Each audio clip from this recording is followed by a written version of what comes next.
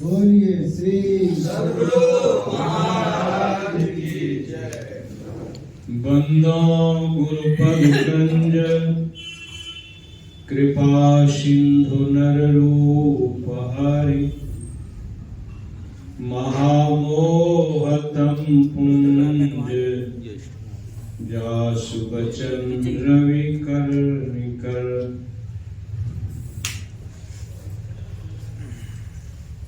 आदरणीय साधु समाज, सत्संग प्रेमी सदात्माओं, माताओं तथा भक्तिमती बहनों,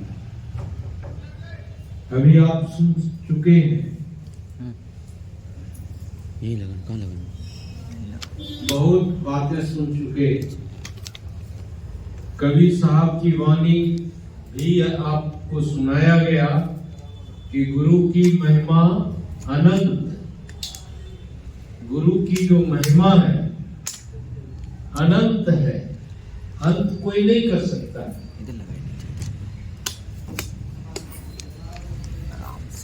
उपकार कितना है उसमें भी अनंत शब्द जोड़ा गया है।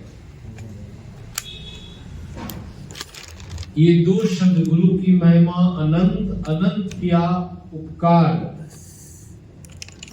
ये संत कबीर साहब ने लोचन अनंत उघारिया। लोचन कहते हैं आंख को, अनंत दिखावन हार। अनंत कौन है? परमात्मा ईश्वर।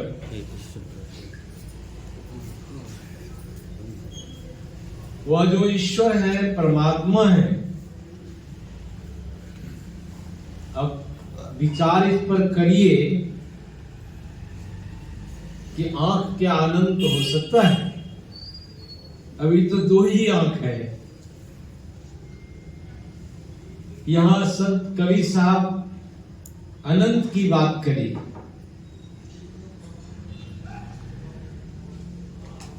यदि महापुरुषों के विचारों को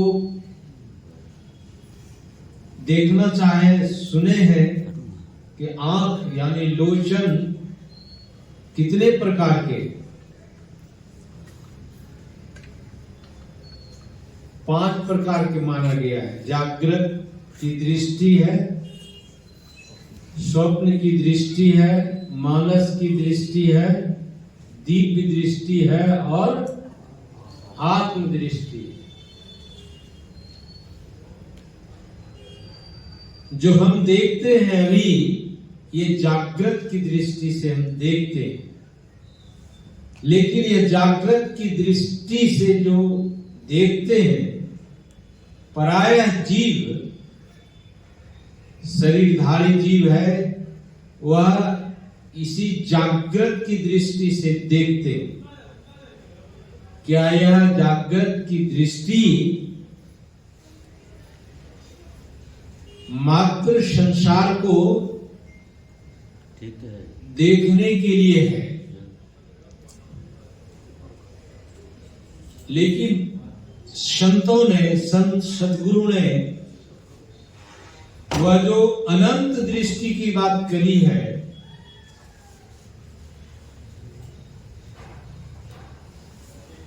वह अनंत दृष्टि से अनंत प्रभु परमात्मा को आप देख सकते हैं। जिसको जागृत की दृष्टि नहीं, स्वप्न की दृष्टि नहीं, मानस की दृष्टि नहीं, दिव्य दृष्टि भी नहीं, आत्म दृष्टि से वह अनंत प्रभु परमात्मा का दर्शन आप कर सकते हैं और दर्शन करके उसी में एक हो जाते हैं। वह जो अनंत दृष्टि है, जिसको आत्म दृष्टि कहते हैं, उस आत्म दृष्टि से परमात्मा का दर्शन होता है। सारे संतों का, जितने इस धराधाम पर संत आए, यही ज्ञान सुनाने समझाने के लिए हमें वह अनंत दृष्टि प्राप्त करनी है, जिसको आत्मदृष्टि कहते हैं, वह प्राप्त करनी है।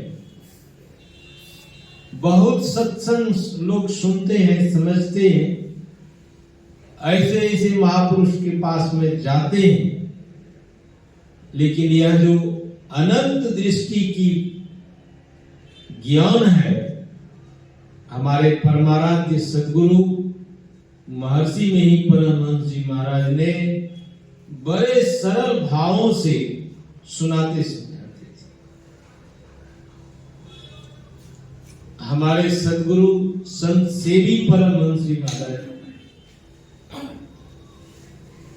ऐसे महापुरुषों के सानिध्य में, अभी आप सवेरे के भी सत्संग में सुन रहे हैं, जिस तरह से रामकृष्ण परमहंस जी महाराज की सेवा में स्वामी विवेकानंद जी महाराज और रामकृष्ण परमहंस जी महाराज स्वामी विवेकानंद को कितना प्यार देते थे, कितना प्रेम देते थे। उसी तरह से हमारे संत सद्गुरु महर्षि में ही परमहंस जी महाराज आज जिनकी जयंती हम लोग मनाने के लिए आए हैं, ऐसे महापुरुषों को कब से नजदीक में रखे हुए और सद्गुरु महर्षि संत सेवी परमहंस जी महाराज की महिमा कितना बखान किया जाए। मैं समझता हूं हमारे परमाराध्य सद्गुरु महर्षि में ही परमहंस जी महाराज प्रवचन करते थे। लेखन का काम कौन करते थे? महर्षि संत सेवी परमहंस। आज जो पाठ सुनते हैं गुरु महाराज के विचार को, कितना आनंद मिलता है। तो हमारे सद्गुरु महर्षि संत सेवी परमहंस जी महाराज जहां जहां भी प्रवचन होता है, सेवा भी है, ख्याल भी है, और गुरु महाराज के विचारों को या गुरु महाराज के प्रवचन को कॉपी में लिखते रहते थे। आज इनकी कैसी महिमा है कि आज वह साहित्य है, तो साहित्य के माध्यम से हम परमाराध्य सद्गुरु महर्षि में परमहंस जी महाराज के विचारों को सुनते हैं, और जब सुनते हैं तो लगता है कि कैसा ज्ञान हमारे संत सद्गुरु महर्षि में परमहंस जी महाराज के। कभी कभी विचार होता है, विचार करना भी चाहिए कि हमारे सद्गुरु महर्षि संत सेवी परमहंस जी महाराज यदि गुरुदेव के यह अमृतमय वाणी का चयन नहीं किए हुए होता तो हम अभागे को गुरुदेव के जो अमृत है कहां से मिल पाता। अभी भी वह वाणी के रूप में जो अमृत है, ये हमारे संत सेवी परमहंस जी महाराज की महिमा कितना बखान किया जाए। जहां का मेरा शरीर है वहां परमाराध्य सद्गुरु महर्षि में परमहंस जी महाराज और सेवा में संत सेवी परमहंस जी महाराज रहते थे। गंगा किनारे में झोपड़ी बनाते थे। अभी तुम लोगों को बहुत बहुत महल बना। 1 महीने तक गंगा सेवन करते थे। झोपड़ी बना घास का झोपड़ी बनता था। गंगा सेवन भी और साधना। और ये जो सत्संग योग देख रहे हैं, ये कब की बात में सुना रहा हूं। मैं भी उस समय छोटा ही था, 62-63 की बात में सुना रहा हूं। उस समय मैं भी छोटा था, जाता रहता था, दर्शन होते रहता था। प्रत्येक साल, प्रत्येक वर्ष जहां का मेरा शरीर है, वहां हमारे संत सदगुरु महर्षि में परमहंस जी महाराज और सेवा में रत संत सदगुरु महर्षि संत सेवी परमहंस जी महाराज वहां विराजमान होते। वही सत्संग योग में, योग जो आप देख रहे हैं, गुरु महाराज कहते थे कि महावीर जी, इस संतों की वाणी को लिखिए, इस संत वाणी को लिखिए, इस उपनिषद को लिखिए। लिखाते जाते थे। आज हम सत्संग योग पढ़ते हैं। संतों के 40 संतों के विचार हैं सत्संग योग। उपनिषद वाक्य है, गीता है, रामायण है, श्रीमद् भागवत महापुराण का जो वास्तविकता है, अध्यात्म रामायण है, दुर्गा सप्तशती का भी है। उस सत्संग योग बहुत छोटी सी पुस्तक है, लेकिन यदि आप पढ़ेंगे तो ज्ञान आप में इतना आएगा। वहां कुपा घाट में भूदान यज्ञ के विनोद भावे आए, उनके साथ में बहुत सारे सेवक। हमारे हुजूर ने, संसेवी परमहंस जी महाराज ने सत्संग योग पुस्तक दिए और सुनाए भी कि आप भूदान यज्ञ में क्या करते हैं। बोले बस अमीरों से जमीन लेता हूं, गरीबों को देते। तो हुजूर ने बहुत समझाने की चेष्टा की, सुनिए। मेरे ख्याल ऐसा ही है, हुजूर ही तो सुनाए थे, स्मरण यही है। तो विनोद भावे को कहा गया कि आप अमीर से जमीन लेकर गरीब को देते हैं। यदि गरीब जिसको जमीन देते हैं उसको ज्ञान नहीं देते हैं, तो वह जमीन बेचकर क्या करेगा? तो जमीन बेच लेगा, शराब, दारू, गांजा, भांग, बीड़ी, सिगरेट खाकर जमीन को बर्बाद कर देगा। विनोद भावे को कहा कि आप ज्ञान दीजिए, और जिसमें ज्ञान की क्षमता आ जाएगी तो वह किसी से मांगने नहीं जाएगा, अपनी ज्ञान की क्षमता से बना लेगा। यदि आप ज्ञान नहीं, आप विनोबा भावे हैं, आपकी बहुत, आप लोग आपको संत कहते हैं, लेकिन आप यह कर रहे हैं, इसके अलावा ज्ञान भी प्रदान करिए, जन जन को ज्ञान दीजिए। तो हमारे सदगुरु महर्षि संत सेवी परमहंस जी महाराज ने वही सत्संग योग दिया कि आप पढ़िए। कुपा घाट में जब पढ़ने लग गए तो रात भर सोए नहीं। उसके सेवक करने की आपने क्या दे दिया है? ये तो कितने पुस्तकों की अलमारी बढ़ेगी, तब पढ़ते ही नहीं है। आप कौन सा पुस्तक दिए है कि रात भर जग कर पढ़ते रह गए? और विनोद भावे ने कहा कि यह जो पुस्तक है सत्संग योग,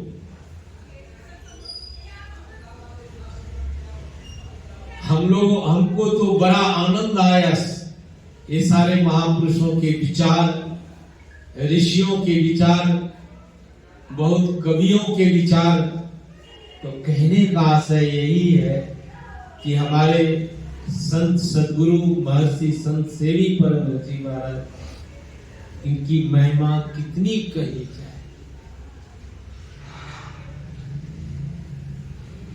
और इनका उपकार मैंने थोड़ा सा और समझ लेता हूं, कितना उपकार है जीवों पर।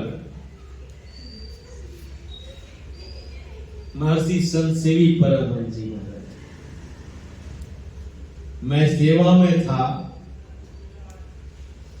एक ठो प्रसंग सुना देता हूं कैसे हमारे महापुरुष थे। एक बड़ा नाग सांप, बहुत विषधर, जबकि हुजूर के कमरे में सांप जा ही नहीं सकता है। वो विषधर सर्प जो है कहां आ गया, तो जहां फल रखते थे फ्रीज में, फ्रीज के पीछे हुआ सर्प घूम रहा है। मैंने देखा कि जो विषैला सर्प है,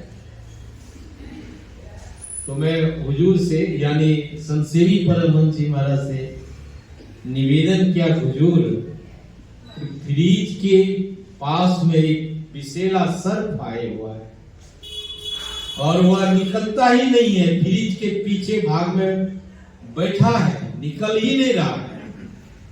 बोले उसको निकालो। तो अब वहां तो फल बड़ा हुआ था, फल धीरे धीरे निकाला। वो जो विषैला सर्प था वो पीछे बैठा ही हुआ है, कभी आता है पुकारता है। मैं सारे फलों को निकाल करके इन के प्रकार फ्रीज को ले गया गड्ढे की तरफ, वहां ठकठकाया, निकला। तब फिर का हुजूर बोले मारना नहीं, निकाल दो जाकर के। तो सर्प को वहां गड्ढे में, कभी कुप्पा घाट गए, अब तो बदल गया है, वो गड्ढा था पश्चिम तरफ, वहां उसको नीचे गिरवा दिए, गिर गया, गिरा दिया। फिर फ्रीज को ले आया, फल रख दिया। फिर देखते हैं 2-1 दिन के बाद वही सर्प कहां आ गया, तो हुजूर का एक दान पेटी था, जो भक्त लोग पैसे देते थे, उठाकर उस दान पेटी में डालते थे। तो भक्तों ने जो पैसा गुरु महाराज को चढ़ाए थे चरणों में, वो उठा करके जैसे ही दान पेटी में डालते, उधर निकलता है, मुंह से निकाल करके फनफना रहा है। मैंने कहा इसको तो भगा दिया, फिर कैसे आ गया। फिर जाकर मैं हुजूर को कहा, हुजूर वह सांप फिर आ गया। हुजूर कौन है? बोले अरे वही है, वही है।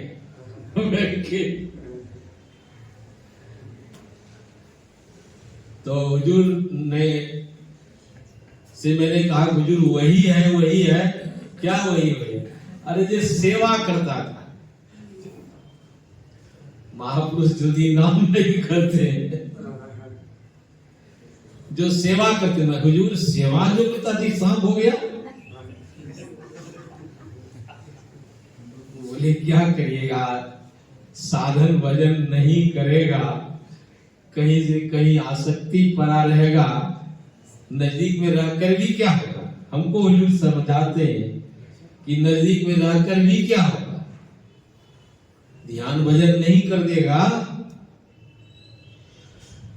तो आसक्ति कहीं से कहीं हो जाएगा। तो यही परिणाम होता है। तो बोले हुजूर सेवा में था, सर्प बन गया, इसका भी तो उद्धार होना चाहिए। इसका भी हो गया, उद्धार तो होना चाहिए। बोले हाँ तुम ठीक कहते हो, ले जा दान पेटी को। और उस दान पेटी में ही वह सर्प था पड़ा हुआ, ले जाओ गंगा किनारे ले जाओ पूरब दिशा में। एक तो पश्चिम दिशा में फेंका था, जीवित ही, फिर का पूरब दिशा में जाकर इसको दान पेटी को खोल के भगा देगा। लेकिन मैं तो कहा था हुजूर को, हुजूर इसका भी तो जीवन सार्थक हो, सांप बन गया है, अच्छा इसका भी जीवन ठीक हो जाएगा, जाओ इसको गिरा दो उधर जाकर। तो पूरब दिशा में गए, गंगा किनारे दान पेटी को खोला, उस सांप को निकाल दिया, विषैले सर्प को, फिर दान पेटी को लेकर चला। श्री सद्गुरु महाराज की जय। मैं विचारने लग गया, हुजूर ने कहा कि उसका उद्धार हो जाएगा, यही भाव था हुजूर का, जाओ। तो मैं सोचने लगी जाकर देखें उसका उद्धार हुआ कि नहीं। जाकर देखा तो बेचारा गंगा किनारे मरा पड़ा है। श्री सद्गुरु अब विचार करिए कि महापुरुष कैसे होते हैं। सर्प की जोड़ी में कोई ठिकाना है? यदि हमारी आसक्ति संसार के में रहा, क्या बन जाएंगे कुछ कहा नहीं जा सकता है। लेकिन संत सद्गुरु का जो संग हुआ है, उनका जो भजन साधन कर रहा है या कर रही है, तो फिर उसका जीवन मानव जीवन मिलेगा, फिर साधना करने लग जाएगा और एक न एक दिन मोक्ष को। बहुत सारा उपाख्यान है। तो हमारे सद्गुरु महर्षि संतसेवी परमहंस जी महाराज ऐसे महापुरुष थे, इसलिए कबीर साहब के विचारों का सार्थकता सभी महापुरुष कहते हैं। गुरु की महिमा अनंत, अंत नहीं कर सकते। कितना उपकार है, कितना कहा जा समय नहीं है। अनंत किया उपकार, लोचन अनंत दिखाइया। वह जो दृष्टि है, आत्म दृष्टि है, जिन्होंने इस संतों के रास्ते को पकड़ लिया है, साधना कर रहा है, उसकी कभी अधोगति नहीं हो सकती। तो एक न एक दिन वह जो अनंत परमात्मा है, प्रभु है, उसमें एक में हो जाएगा। संत सद्गुरु का शरीर भले चला जाता है, यह पंचभौतिक शरीर भले चला जाता है, लेकिन वह सूक्ष्म रूप से हम लोगों के बीच में रहते हैं। हमारे संत सेवी परमहंस जी महाराज नहीं है, ऐसा कहा नहीं जा सकता। हमारे सद्गुरु महर्षि में ही परमहंस जी महाराज नहीं है, सो बात नहीं। हम लोग तो कब स्वप्न में देखते रहते। परसों तक से ही स्वप्न में देख रहे थे हमारे सद्गुरु महर्षि संत सेवी परमहंस जी महाराज सेवा में लगे हुए हैं, स्वप्न अवस्था में सेवा में लगे हुए हैं। हुजूर कहते ये कर लो गंगाधर, वो कर लो, ऐसा कर लो। अब बताइए कि क्या है। कहने का आशय यही है कि जो संतों से यह शिक्षा दीक्षा ग्रहण किया है, साधना कर रहा है या कर रही है, यह नीचे नहीं गिरने देगा, यह धीरे धीरे ऊपर उठाएगा। तो मैं हमारा आज सद्गुरु महर्षि संत सेवी परमहंस जी महाराज का पावन जयंती समारोह यहां नहीं, कहिए कि देश के जहां जहां आश्रम है, अभी अमेरिका में कौन रह रही है,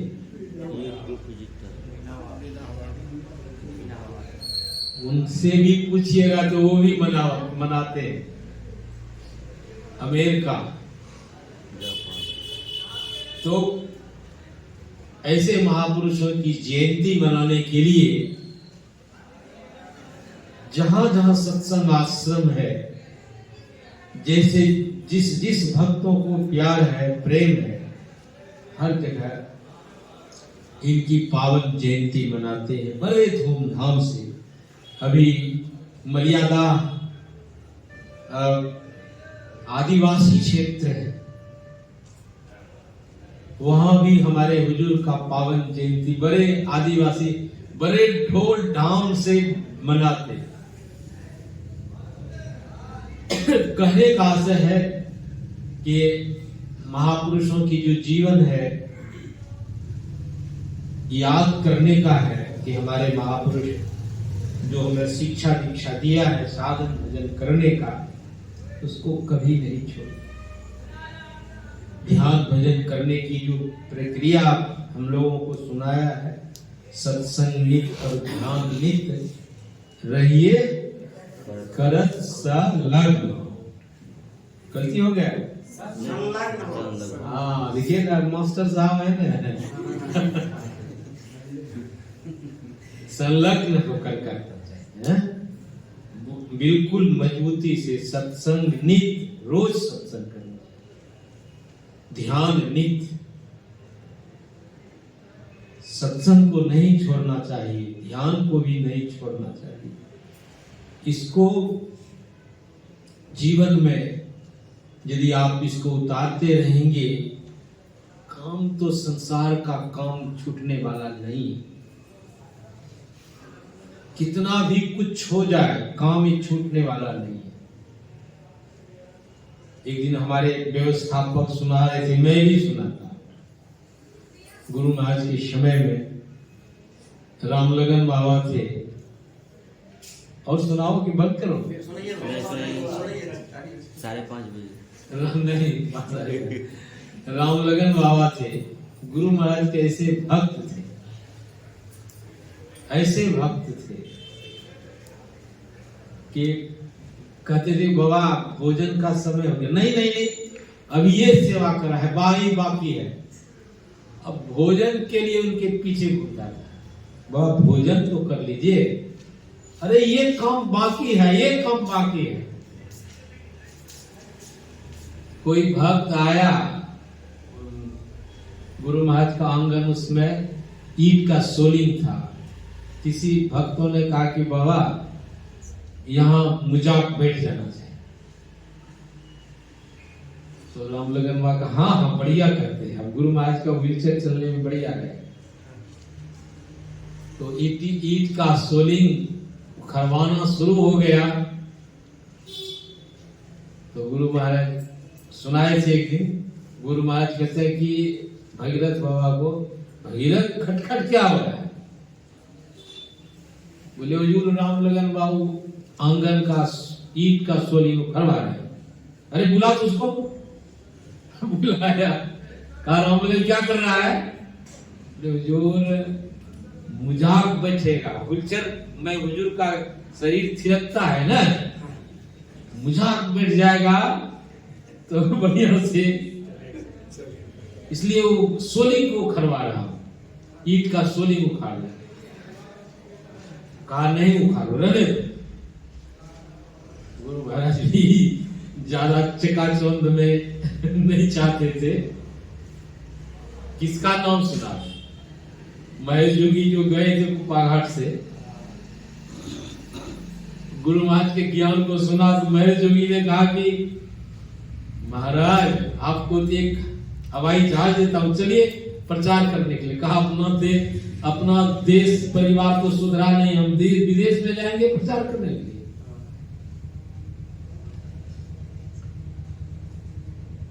लोगों को सुनाया महेश जोगिन कि हमारे पास में इतने नोट है, कुप्पा घाट में जितने पेड़ है उसके जितने पत्ते हैं उतने मेरे पास में नोट है। गुरु महाराज ने कहा नोट नोट से क्या होने जाने वाला,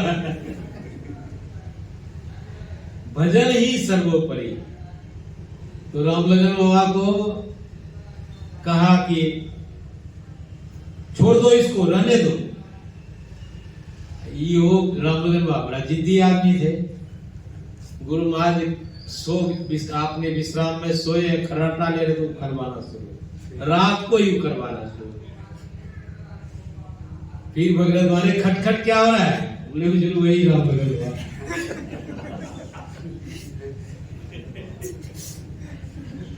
हुजूर भी समझाए कि गुरु महाराज जो कह रहे हैं, संतश्री परमहंस जी महाराज ने कहा कि गुरु महाराज जो कह रहे हैं, आप तो सेवक है ना, तो गुरु महाराज के मानना चाहिए। नहीं बाबा करिए, छोड़े।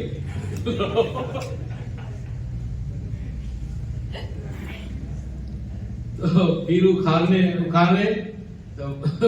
लगे। तो फिर गुरु महाराज ने बुलाया रामलगन को, रामलगन बाबा को, हे रामलगन, काम का अंत नहीं है, शरीर का अंत है, काम का अंत नहीं है, भजन करो। क्या कहा? भजन करो, काम का अंत नहीं है। और गुरु महाराज का तो ख्याल है कि तन काम में, और गुरु महाराज का और सभी सारे संतों का है कि यदि आप संतों के उपदेश ज्ञान को हम इस तरह से अंगीकार करते हैं तो काम कोई बाधा नहीं पहुंचा। जब आपका नाम साथ है, तन काम में, मन राम में। लेकिन कब होता है? जब अभ्यासी अभ्यास करता है, इस तरह का अभ्यस्त हो जाता है कि काम भी कर रहा है और नाम भी जप रहा है। इसी के लिए अभ्यास है, इसीलिए ध्यान है। इस तरह का यदि अभ्यास हम करेंगे, महापुरुषों का यही ख्याल है, काम तो करना ही पड़ेगा। काम नहीं करना पड़ेगा सब आपको, काम तो करना ही पड़ेगा। कोई हमसे कहा महाराज जी ऐसे कैसा, ऐसा कैसे हो सकता है? एक समय मन तो एक ही तरफ रहेगा ना।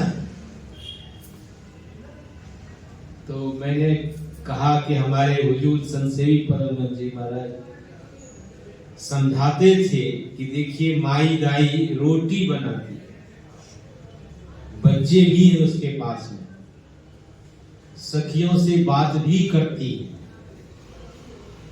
रोटी भी बनाती हैं। क्या उसका रोटी जलता है? हाथ जल जाता है। सखियों से बात भी है, बात भी कर रहे हैं, और बच्चे के तरफ भी ख्याल है। कहां और भी कहां ख्याल है? रोटी जो बने वहां भी ख्याल है कि रोटी खराब ना हो। कई तरह मन है, लेकिन विशेष ख्याल कहां है? इसीलिए संतों का यही ख्याल है, तन से काम हो और मन से नाम, प्रभु का नाम मैं मन को लगा के रखना चाहिए। तो हमारे सदगुरु महर्षि संतसेवी परमहंस जी महाराज जो ऐसे कहते दिखाते कि बहुत सारा उदाहरण है। माई रोटी भी बनाती है, बच्चे की भी संभाल है, सखियों से बात भी कर रही है। कितने तरफ मन है, लेकिन ख्याल कहां है? जहां की जरूरत हम लोगों को क्या है? यही खाना, आहार, निद्रा, भय मैथुन के फेर में पड़े रहे, यही कार्य है? नहीं, वास्तविक कार्य है भगवत भजन। इसी के लिए तो महापुरुष का प्रादुर्भाव होता है। तो हमारे सदगुरु महर्षि संत सेवी परमहंस जी महाराज की जो आज पावन जयंती देश में भी विदेश में भी हर जगह मनाई जा रही है, इसलिए कि ऐसे महापुरुषों के जो विचार हैं, ज्ञान है, उनका जो उपकार उन्होंने करके गया है, उसको अवश्य ही याद करना चाहिए। जो उसको याद करते हैं, उसके शरीर, उनके मन का मल दूर होता है। यदि याद करते हैं, क्या होता है? मन के मल दूर होता है। मन में जुगों जन्मों से जो मल चढ़ा हुआ है, महापुरुषों के विचार सुनने समझने से वह मल दूर होता है। तो मैं ऐसे महापुरुषों के चरणार बिंद में कोटि कोटि नमन करता हूँ और श्रद्धा सुमन पुष्प चढ़ाता हूँ और निवेदन भी करता हूँ कि हे प्रभु, हे संत सद्गुरु, आप तो शरीर से भले चले गए हैं, लेकिन सूक्ष्म रूप से आप विराजमान रहते हैं। तो आप अपनी सूक्ष्म आभा से, सूक्ष्म ज्ञान से हम भक्तों को लाभ देते रहें, उनके जीवन में प्रकाश आवे, उनका जीवन आनंदमय हो, परलोक भी सुख हो और यह लोक भी सुखी हो। तो आपकी कृपा के आकांक्षी हम लोग हैं। इसलिए आज ऐसे महापुरुषों से बार बार निवेदन प्रार्थना करता हूँ और हम लोग ऐसे महापुरुषों के विचार को या इनसे जो यह ज्ञान की दीक्षा शिक्षा जो ले लिए हैं, खूब करें, छोड़िए नहीं। यही मानव जीवन की सार्थकता है। यही मानव जीवन इसी कार्य के लिए हुआ है। इस मानव जीवन को सार्थक बनाने के लिए सत्संग नित और ध्यान नित रहिए करत संलग्न हो। और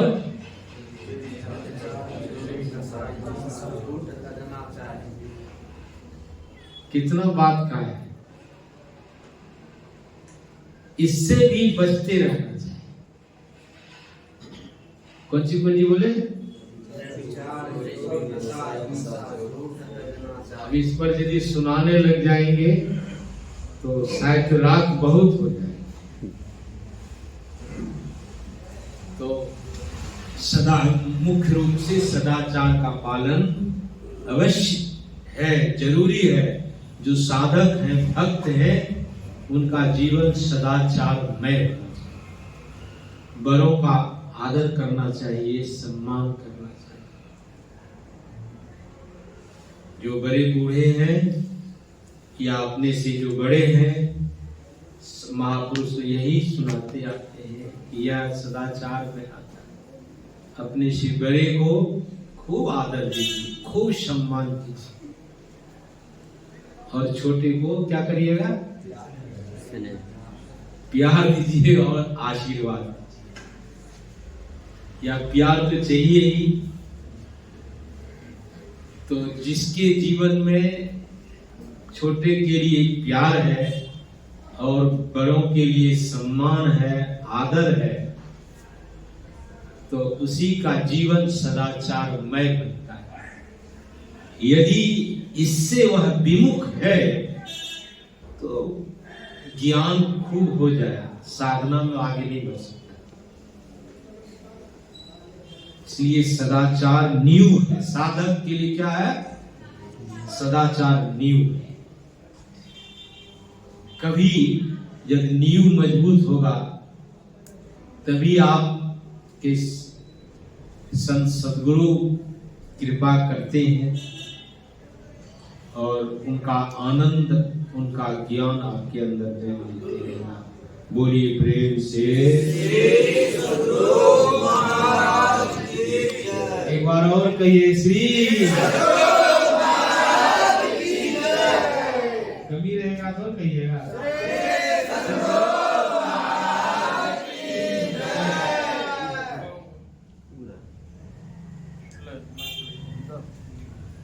बताइए, समय देरी ले लिया।